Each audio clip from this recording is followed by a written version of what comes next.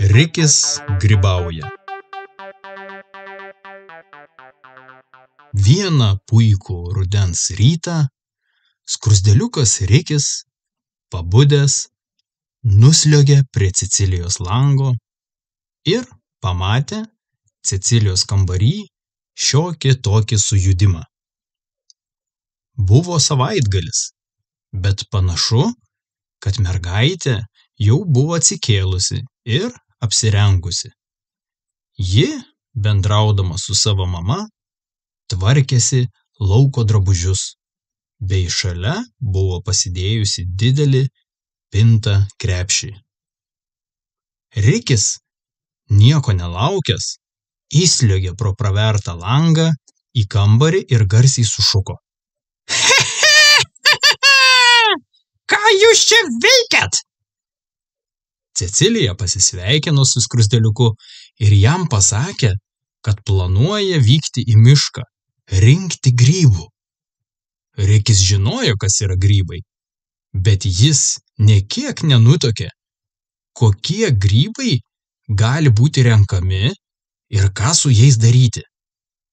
Grybai gali būti nuodingi ir nenuodingi, tačiau Rikis nežinojo, kurie yra kurie ir kokius grybus galima imti, o kurių ne. Tai visai ne problema, pasakė Cecilija. Aš taip pat visuomet pasiklausiu mamos, o ji, pasižiūrėjusi į grybą, man pasako, ar galiu imti ar ne, pasakė Cecilija. Jeigu nori, gali važiuoti grybauti su mumis. Mergaitė pamatė, kaip visuomet plačią skruzdėliuko šypseną, jam išgirdus pasiūlymą važiuoti kartu. Na tai žinoma, aš juk dar nesu grybavęs. Tik spardęs miške musmirės esu, kai lakstėm su Kostu po pievelę. O tikrų grybų nesu rinkęs. Oi ne, pasakė Cecilija. Musmirių rinkti negalima. Jos nuodingos, jeigu daug privalgai, o ypač tau, skruzdėliuk, nes tavo kūnelis mažesnis ir gali apsinuodyti. Važiuojam kartu, o kuomet būsime miške, mano mama pasakys, ar tie grybai geri ar ne.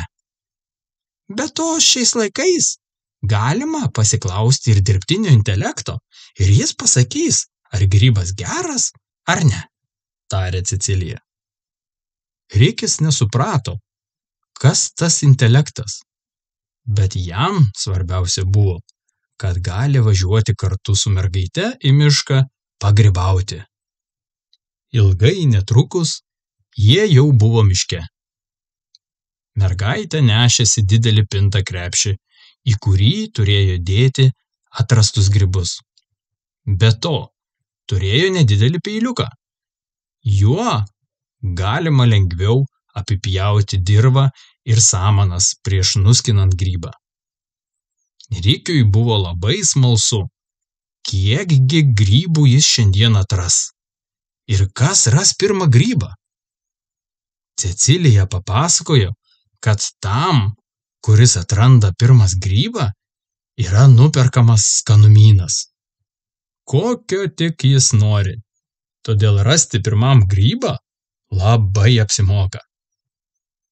Rikis jau įsivaizdavo, kaip jis atranda patį didžiausią miške grybą ir jis būna pirmas. Tuomet jis išsirinktų skanių saldainių arba ledų parduotuvėje. Tačiau taip besvajojant, jį pabudino Cecilijos raginimas eiti miškan ir neatsilikti. Einam, Riki, greičiau, nemiegok. Būkime pirmi. Rikis iš to noro net pradėjo bėgti. Cecilija šaukė, Riki, neskubėk, aš nespėju paskui tave. Bet Rikis taip norėjo rasti pirmas grybą, kad net iškišęs liežuvį bėgo miško samanomis ir papartynais. Cecilijos mama neilgai trukus rado pirmą grybą, tačiau nenorėdama nuliūdinti Rikio, ji pakvietė Ceciliją ir Rikį pasivaišinti užkandžių. stovėdama netoli grybo. Rikis, apsidžiaugęs, kad gali trumpam užkasti, greitai pribėgo prie Cecilijos mamos ir, pačiupęs užkandį, atsigręžė į šalia stovintį raudonikį. Toks buvo grybo pavadinimas. Jis buvo didelis ir turėjo raudoną kepurėlę, todėl vadinosi raudonikis. Rikiui net užkandis iškrito. Žiūrėk, žiūrėk, sušuko jis. aš radau pirmas grybą. Valio, aš atradau savo pirmąjį grybą savo gyvenime. Jehehe! Džiaugiasi Rikis. Cecilijos mama gardžiai juokėsi, nes buvo smagu žiūrėti, kaip Rikis nuoširdžiai džiaugiasi. Jie kruopščiai nuskynė grybą ir atsargiai įdėjo į pintinę.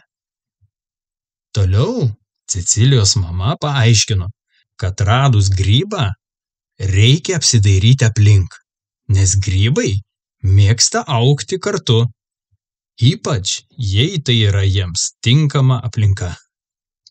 Todėl Cecilija ir Rikis dairėsi aplink ir vaikščiojo susikūprinę bei šiek tiek palinkę į priekį. Va, štai dar porą raudonikių, sušuko mergaitė. Jie atrado dar keletą gražių raudonkepurių. Jie buvo lyg dvynukai, susikibę ir išaugę vienas šalia kito. Aplink buvo labai gražus beržynėlis, o tokiuose miško plotuose neretai galima atrasti daug vertingų grybų, ypač jei beržai persipinę su eglių ar pušų plotais arba papartynais. Cecilijos mama buvo tikra grybų ir grybavimo žinovė. Ji daug papasakojo Rikiui ir Cecilijai, kaip grybauti.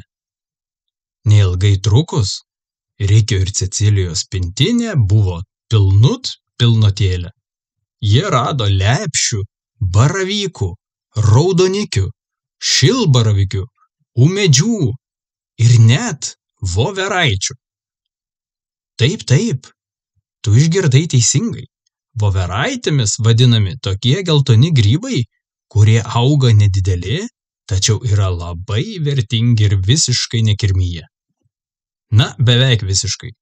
Jų negraužia kirmėlės miške, nes jie apsisaugoja save gamindami natūralias medžiagas, kurios atbaido visokius vabzdžius ir kirmėles. Jos išlieka švarios net tada, kuomet kiti grybai jau būna pažeisti ir sukirmyje. Cecilijos mama labai apsidžiaugė pamačiusi tiek voveraičių pintinėje, nes jos yra be galo skanios. Ji pasakė, kad paruoš labai skanų patiekalą iš surinktų grybų, o padažas bus su voveraitėmis. Rikiui net seilės ištįso girdint. Jis buvo šiek tiek pavargęs nuo ilgo vaikščiojimo ir išalkęs, tačiau labai laimingas. Patį didžiausią grybą, baravyką, atrado Cecilija. Jis augo papartynę, prie didelio kelmo, išlindęs iš samanų netoli seno beržo. Jį Cecilija pamatė iš labai toli. Na, o vieno grybo Rikis vos nenuspyrė. Jis šiek tiek užsisvajojo, o Cecilija jam šūktelėjo. Ei, Riki, žiūrėk po kojomis. Rikis staiga atšokęs atgal pamatė, kad po jo kojomis auga gražus raudonikis. Jis netgi paprašė padaryti nuotrauką su atrastu grybu ir apsikabinęs grybą pozavo nuotraukai šypsodamasis. Grybaujant buvo šiek tiek nejauku, kad nepasiklystum, todėl visą laiką Rikis dairėsi pro petį, kur yra Cecilija ir jos mama, kad neatsiliktų. Be to, Cecilijos mama visą laiką keistai šūkaliojo miške, taip pranešdama visiems, kurioje vietoje ji šiuo metu randasi. Vienu metu Rikis net paklausė Cecilijos, ar jai viskas gerai ir ko ji čia šūkauja, jau visą valandą. Cecilija paaiškino Rikiui, kad norint nepasimesti ir neatsilikti stipriai vienas nuo kito, galima sušukti, taip susirandant vienas kitą ir pasivejant. Rikis pasiklausęs ir supratęs, irgi pašūkaudavo, šiek tiek nuėjęs toliau nuo Cecilijos, nors puikiai žinojo, kad Cecilija niekada nepaleidžia jo iš akių ir jį mato. Įpusėjus dienai, jie priėjo miške esantį pelkyną, o prie jo pasvirusi didelį beržą jie pasirinko, kaip tinkamą vietą papietauti. Ant beržo kamieno jie pasistatė keletą puodelių ir lėkštučių, bei išsitraukė kruopščiai suteptų Cecilijos mamos sumuštinių ir iškeptų naminių kotletukų. Rikis įsitaisęs tarp beržo šakų, ilsino kojas ir gardžiai krimto maistą. Taip pasistiprinę, jie pasuko mašinos link. Beeinant kelio link, jie staiga susitiko mešką Džozefiną. Džozefina paklausė: Nagi, sveikučiai, parodykite, ką čia prisirinkote pas mus miške. Rikis iškart ištraukė savo rastą pirmą grybą ir parodė Džozefinai. Va, žiūrėk, kokį gražuolį radau. Matai, jis mano pirmas grybas gyvenime. Va šitaip va. Reikės gal susidžiovint ir įsirėmint. Meška Džozefina tik skaniai nusijuokė. Ne, geriau tu jį suvalgyk. Aš prisidžiovinu žiemai. Bet tikrai nežadu jų rėminti kaip paveikslu. Juk nesąmonė. Truputį pašnekėję, jie išsiskirstė. Meška nukulniavo į artimiausią tankumyną, o Cecilija, jos mama ir Rikis nuskubėjo mašinos link. Eidami mišku, jie dar surado keletą gražių baravykų ir netgi laukinių žemuogių. Prisiskynę miško gėrybių, jie pagaliau pasiekė savo automobilį.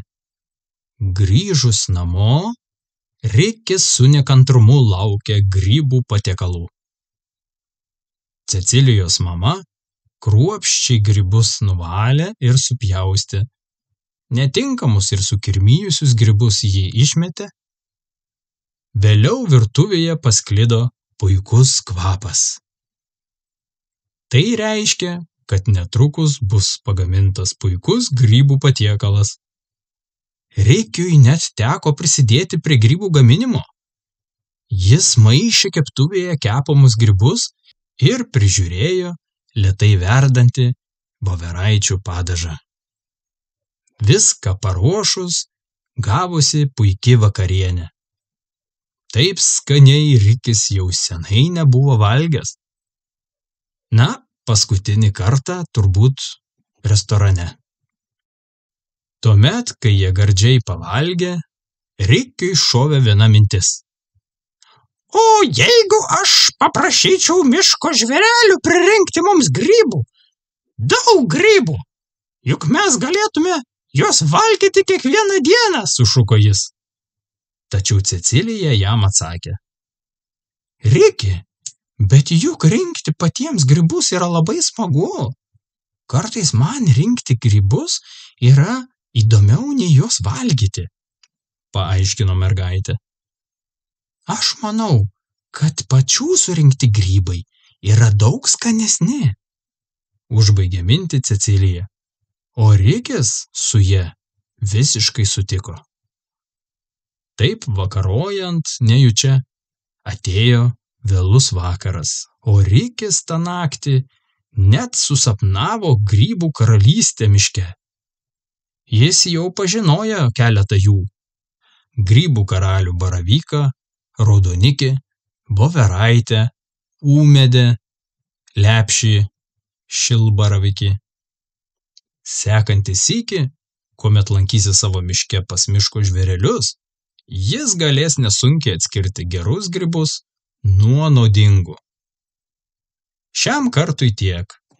O kokių nuotykių jis turėjo sekančią dieną, jau sužinosi kitose pasakose. O dabar aš jums sakau, iki kito pasimatymo su Rikiu ir Cecilija.